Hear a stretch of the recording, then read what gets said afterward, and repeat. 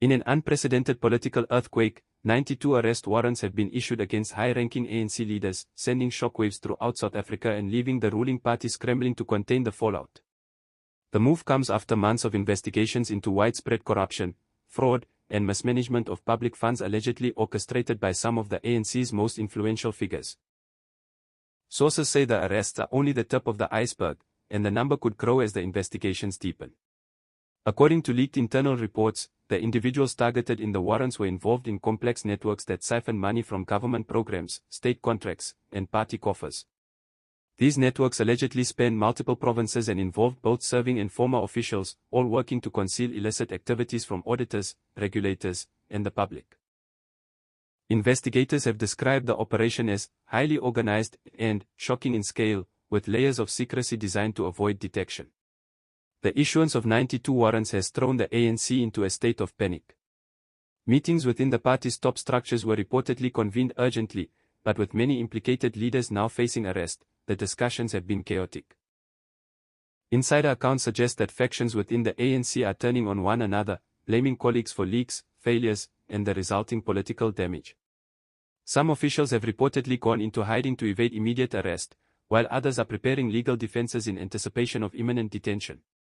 This scandal has ignited outrage among the public, who have long accused the ANC of corruption and mismanagement. Citizens took to social media to express disbelief and frustration, questioning how a party entrusted with governance could allow such extensive abuse of power to go unchecked for so long.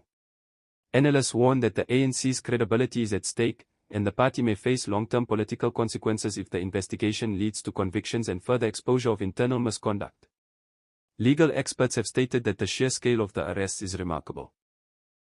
They note that 92 warrants for high-level officials is virtually unprecedented in South Africa's political history and could signal a new era of accountability.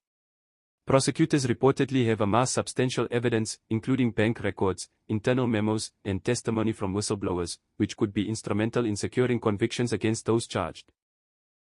Some of the most shocking revelations to emerge from the investigation include secret offshore accounts, falsified invoices, and the alleged diversion of state resources into personal and political projects.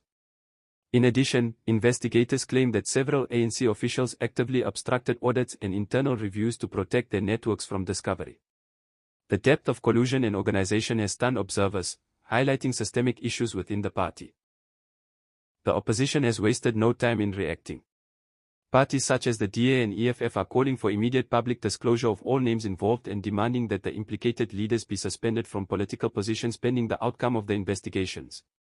Calls for transparency are growing louder, and the public pressure is mounting for a full accounting of how such a scandal was allowed to unfold.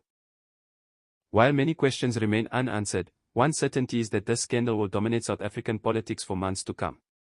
With 92 arrest warrants issued, the ANC faces not only a legal crisis but a serious political and reputational one as well. The unfolding events are likely to trigger further investigations, internal purges, and perhaps even changes in party leadership as the fallout spreads. As South Africans watch closely, the scandal exposes a harsh truth. Corruption within political structures can flourish when oversight fails and loyalty is prioritized over accountability. Now, with so many leaders exposed, the nation waits to see how justice will be served and whether this unprecedented crackdown will finally restore some measure of trust in governance. The next steps will be critical.